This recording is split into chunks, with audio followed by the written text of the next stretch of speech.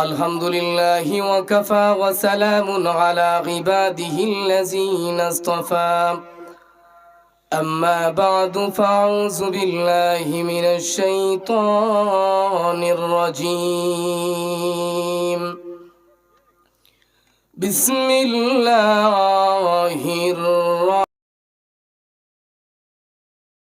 الرحيم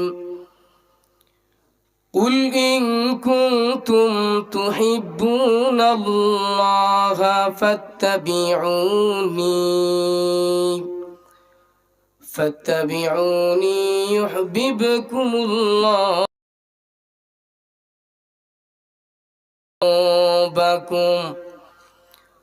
والله غفور رحيم. وقال النبي صلى الله عليه وسلم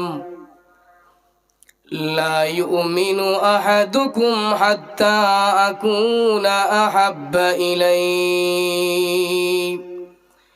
إليه من والده وولده والناس أجمعين أو كما قال عليه الصلاة والسلام.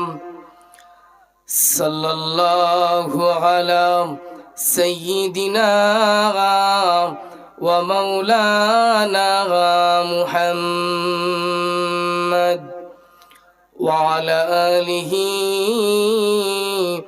وأصحابه وسلم.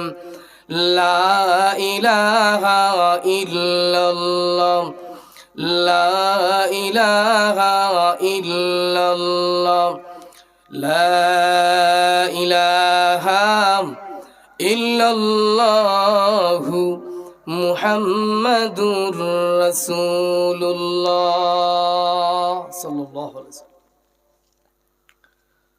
দুমখাল মনাইকান্দি হাজী মৌরুস আলী সাহেবের বাড়ির উদ্যোগে আল্লামা ফুলতলি রহমাতুল্লাহি আলাইহি ও মুর্দেগানের ইসালে সোয়াব উপলক্ষে আজকের এই ওয়াজ ও দোয়া মাহফিলের চলমান অধিবেশনের মাননীয় সম্মানিত সভাপতি সাহেব,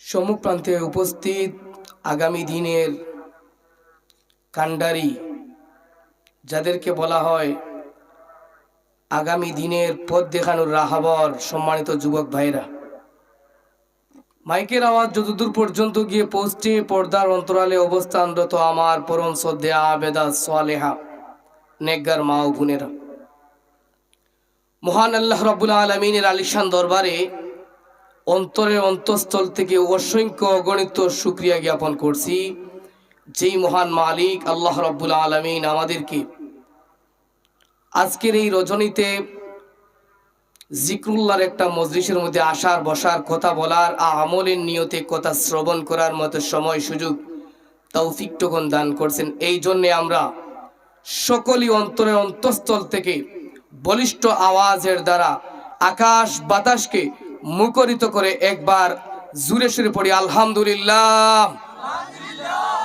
আরো জুরে সুরে পড়ি আলহামদুলিল্লাহ। মুআজ্জাজ হাজরিনে কেরাম, এই যে আলহামদুলিল্লাহ পড়লাম,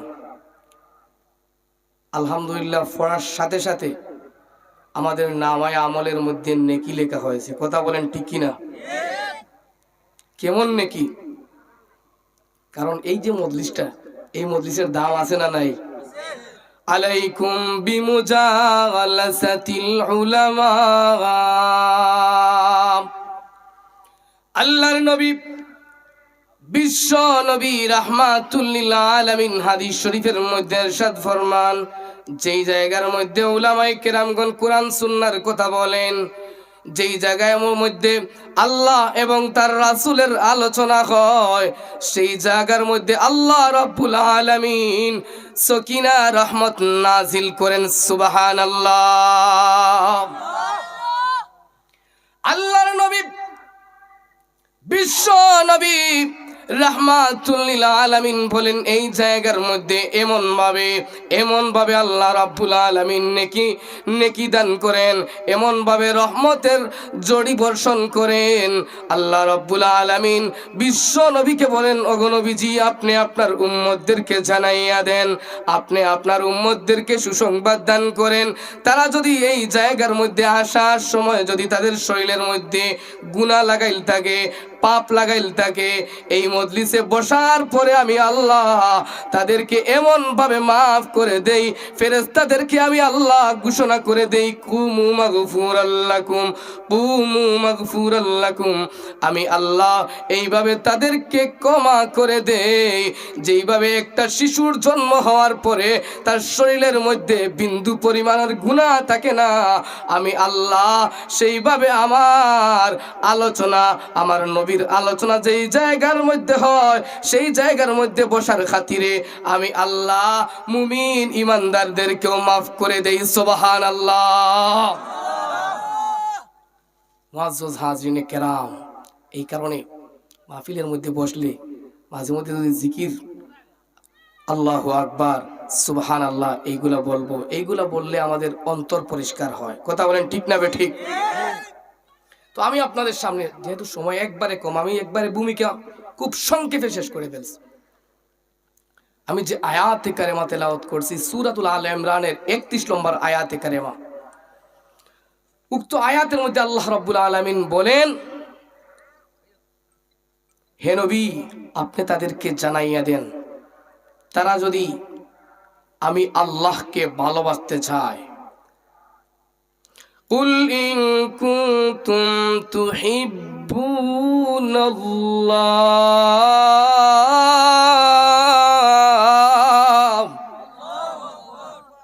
আল্লাহ রাব্বুল আলামিন জানাইয়া দেন, ওগো নবীজি আপনি আপনার উম্মতদেরকে সুসংবাদ জানাইয়া দেন, তারা যদি আমি আল্লাহকে ভালোবাসতে চায় তাহলে আপনি নবীকে প্রথমে ভালোবাসতে হবে, অর্থাৎ আপনি নবীকে অনুকরণ করতে হবে। সুবহানাল্লাহ।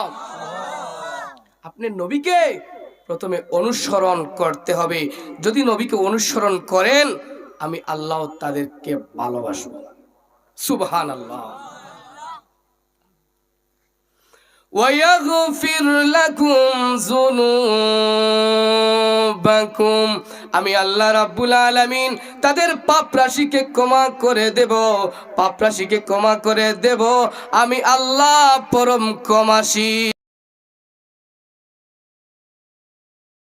সুবহানাল্লাহ। আল্লাহ রাব্বুল আলামিন যদি আমি নবীকে অনুসরণ করি আমাদেরকে আল্লাহ মাফ করে দিবেন, আল্লাহ রাব্বুল আলামিনও আমাদেরকে ভালোবাসবেন। আলোচনাটা হলো নবীর জীবন আদর্শ সম্পর্কে। আল্লাহ রাব্বুল আলামিন দেখেন তার নবীর জন্য কেমন মহাব্বত, কেমন ভালোবাসা। আল্লাহ রাব্বুল আলামিন তার হাবিবের নামটা আনছেন পবিত্র কোরআনের মধ্যে 5 জায়গায়, 60 জায়গায় আনছেন মুহাম্মদ, এক জায়গার মধ্যে আনছেন আহমদ।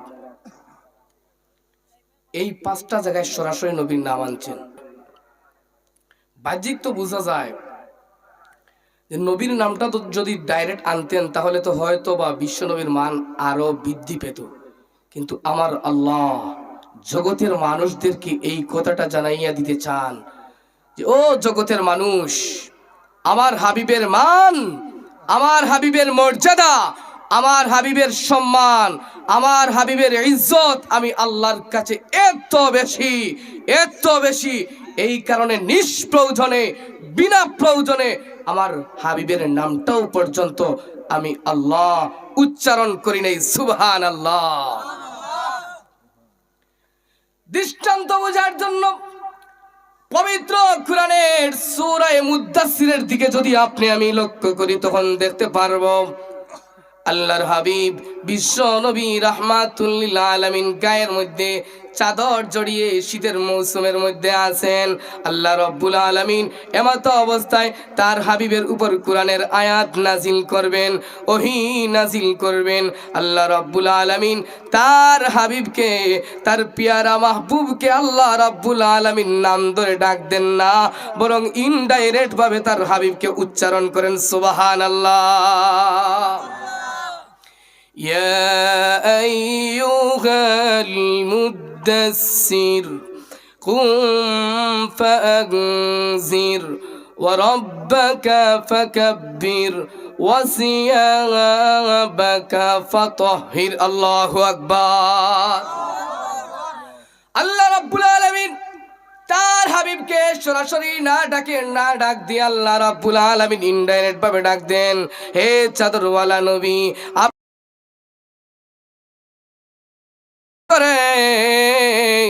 আরেকটা সূরার দিকে যদি আপনি আমি লক্ষ্য করি তাহলে দেখতে পারবো আল্লাহর হাবিব বিশ্ব নবী রাতের আধারে হুজরার মধ্যে শায়িত আছেন, নেমত অবস্থায় কোরআনের আয়াত আল্লাহ নাজিল করবেন, ওহী নাজিল করবেন।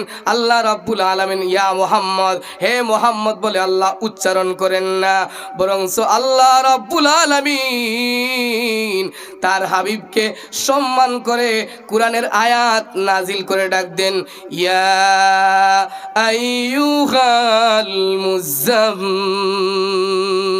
আল্লাহু আকবার। হে কম্বলওয়ালা নবী, সম্মান করে ডাক দেন। বিশ্ব নবীর জীবনী যদি আমরা বুঝতে হয় তাহলে আমাদের প্রথমে একটা জিনিস জানতে হবে, সেটা হলো বিশ্ব নবীর হায়াতে মুবারকা কত বছরের ছিল। বিশ্ব নবীর হায়াতে মুবারকা আমাদের জানার দরকার আছে না নাই? দরকার আছে না নাই? কারণ যেই নবীর পরিচয় দিয়ে আপনি আমি জান্নাতি হইতাম, এই নবীর হায়াত, এই নবীর নাম, এই নবীর বাবার নাম জানার দরকার আছে না নাই মুসলমান? আফসোস লাগে এমনও মুসলমান আছে আমাদের সমাজে নবীর নাম পায় না। আছে না নাই? আছে না নাই? এমনও অনেক যুবক আছে নামাজ পড়তে গিয়ে যেটা সূরা লাগে দেখবেন তার জানা নাই, দৌড়াইলে হয় না। বুঝে যদি যে হুজুর এখন আমাকে কোনো একটা জিনিস জিজ্ঞেস করবেন, তখন দেখবেন শরীর নাফাক বা কাপড় ঠিক নাই হয়ে হরে। আছে না নাই? আমরা মুসলমান, আমরা নবীর উম্মত, নবীর পরিচয় দিয়ে আপনি আমি জান্নাতি হব। এই কারণে নবীর হায়াতে মুবারকা, নবীর নাম, নবীর বংশ পরিচয় আমাদের জানতে হবে। কথা বলেন ঠিক না বেঠিক? তো নবীর হায়াতে মুবারকা ছিল 63 বৎসরের। মুফাসসিরিনে কেরামগণ এই 63 বৎসরটাকে দুই ভাগে বিভক্ত করছেন। আল্লাহর নবী বিশ্ব নবীর হায়াতে মুবারকা 63 বৎসরের দুই ভাগে ভাগ করছেন। এক ভাগ হলো 40 বৎসর নবীর নবুয়তের পূর্বের জীবন, মানে নবুয়ত পাইছেন 40 বৎসর পার হওয়ার পরে।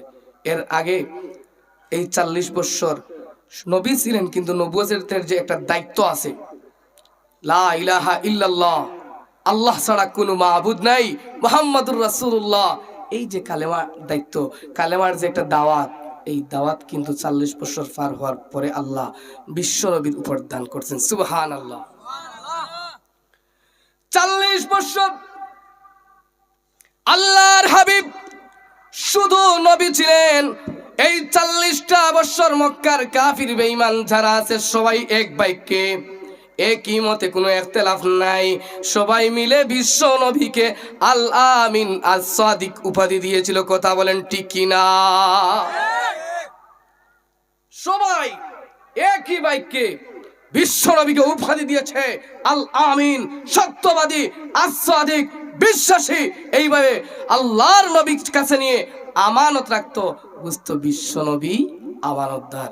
এই জায়গার মধ্যে আমানত রাখলে আনামতের কোনো খেয়ানত হবে না। আমাদের সমাজেও দেখা যায় এরকম বালা মানুষ আছেন যাদের কাছে মানুষ আমানত রাখে। আছে না নাই?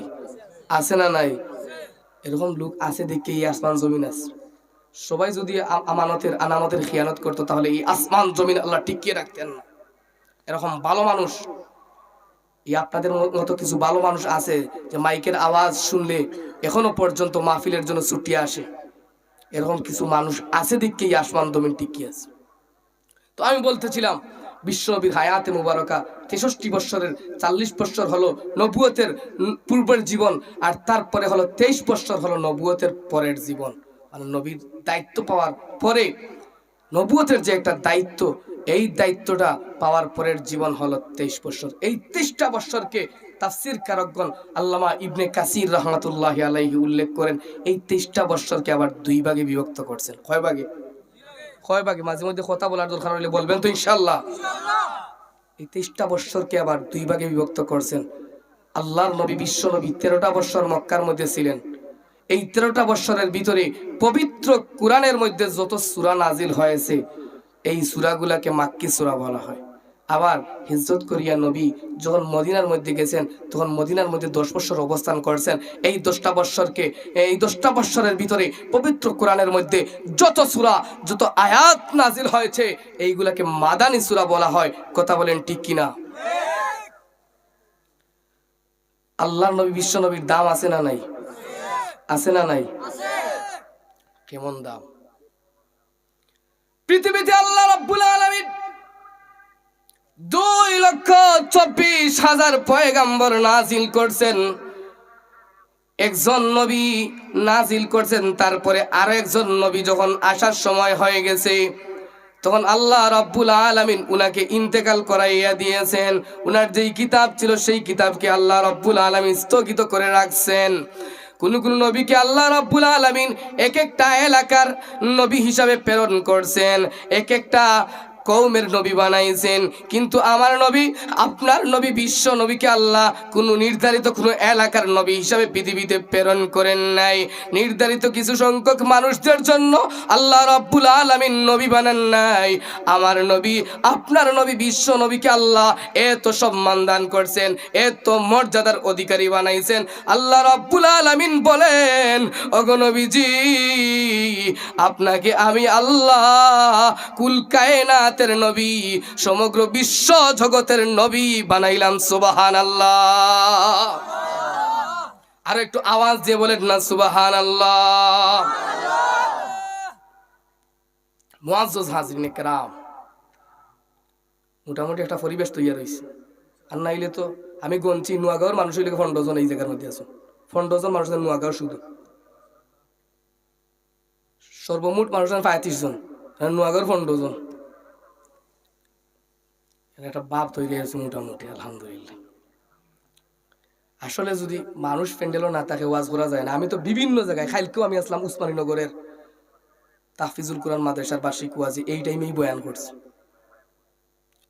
এর আগের দিন আমার মাদ্রাসার ওয়াজ আছে, সারা রাত এই জায়গায় সময় দিছি।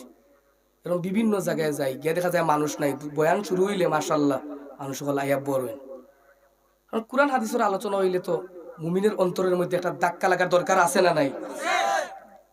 প্রকৃত মুমিন যারা, ইমানদার যারা, কোরআনের আয়াত শুনলে মুমিনের চোখ দিয়ে পানি আসার দরকার আছে না নাই? ও মুমিন মুসলমান, আমাদের তো সবার মরতে হইব নাই। দুনিয়ার মধ্যে আমরা একবারে দলিল করে আসছি, আর মরা নাই। আসার সময় কি নিয়ে আসছিলাম এই দুনিয়াতে? একবারে খালি। কথা বলেন, হইবা মাঝ মাঝে কথা। এই দুনিয়াতে আসার সময় একবারে খালি ইসলাম, আমরা কোনো কিছু ছিল না আমাদের মধ্যে। আবার এই দুনিয়া থেকে যখন যাব, তখনও কিন্তু একবারে খালি যাব। কথা বলে, কালি হাতে যেতে হবে, কাল তুই যাবে না। 3.5 হাত জায়গা পাবে, পাবে না রে বিছানা। 3.5 হাত জায়গা পাবে, পাবে না রে বিছানা। আজকে তুমি যাদের লাগি শুধুই পাগল পাড়া, যেতে হবে একা একা, যেতে হবে একা একা, সঙ্গে কিছুই যাবে না, 3.5 হাত জায়গা পাবে, পাবে না রে বিছানা।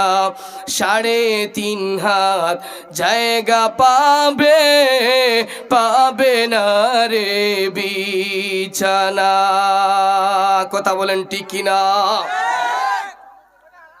আসছি একা, যাইবো একা, সঙ্গে কিছুই যাবে না। এই দুনিয়ার মধ্যে আসার পরে কত কিছু মুসলমান ইমানদার ওই দেখছেন মানুষ আইরানি আইরানি মানুষ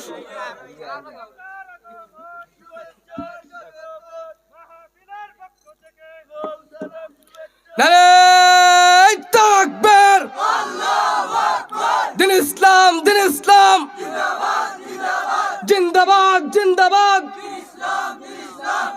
মুআজ্জাজ হাজিরিন,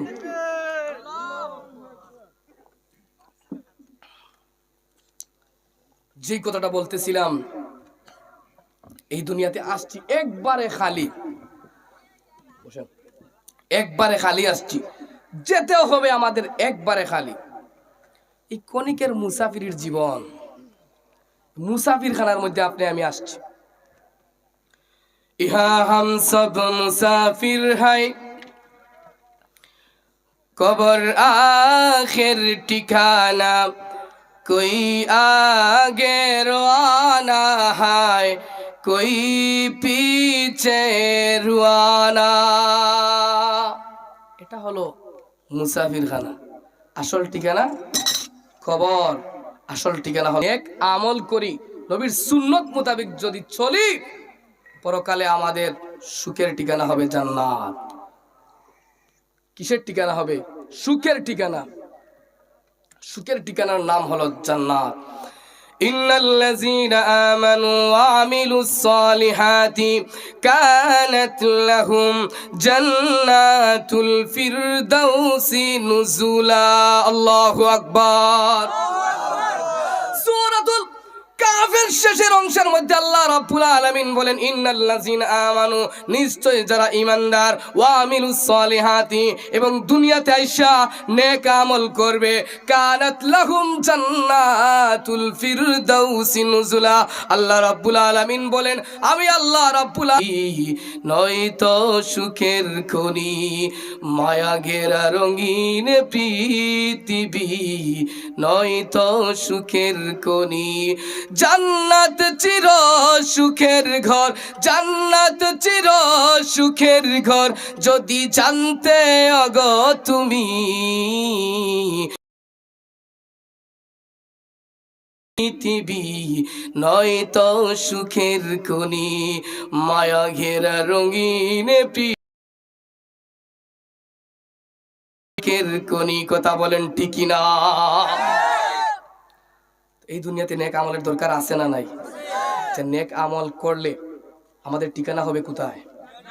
আর যদি নেক আমল করতে না পারি, ঠিকানা হবে কোথায়? জাহান্নাম। আমি যে বিষয়টা নিয়ে আলোচনা করছিলাম, শুরু করছিলাম, অনেক লম্বা বিষয়।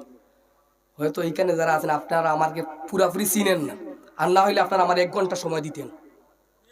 1 ঘন্টা সময় দিলে আমি আপনাদেরকে মনোমুগ্ধ করে, আলোচক এসেছেন বা আমাকেও দাওয়াত দেওয়া হয়েছে একমতভাবে। যেহেতু আমার মহল্লার সাইটে নোয়াগাঁও আর দুমহাল, আমি মনে করি এক পঞ্চায়েত, এই কারণে আমি আপনাদের মহব্বতে আসছি। বাড়ি ভাইয়ে ফোন দিয়েছেন, তারপর উনি আমার মসজিদে গিয়ে জুম্মার নামাজও পড়েন, এই কারণে আমার আশা। যাই হোক, এই মুখতসর যতটুকু আলোচনা করছি, আল্লাহ রাব্বুল আলামিন আমাদের প্রত্যেককে উক্ত আলোচনাটুকুর উপর আমলের তৌফিক দান করুন। সকলেই পড়ি আমিন। আরো জোরে সুরে পড়েন আমিন। আজকের এই মাহফিলকে আল্লাহ রাব্বুল আলামিন কবুল ও মঞ্জুর করুন। সকলেই পড়ি আমিন। এই মাহফিলের উসিলায় এই মাটির নিচে, এই এলাকার নোয়াগাঁও দুমখালের মাটির নিচে যত মুর্দেগান আছেন, আল্লাহ পাক সবাইকে মাফ করে দিন। সকলেই পড়ি আমিন। ওয়া আখির দাওয়ানা আলহামদুলিল্লাহি রাব্বিল আলামিন।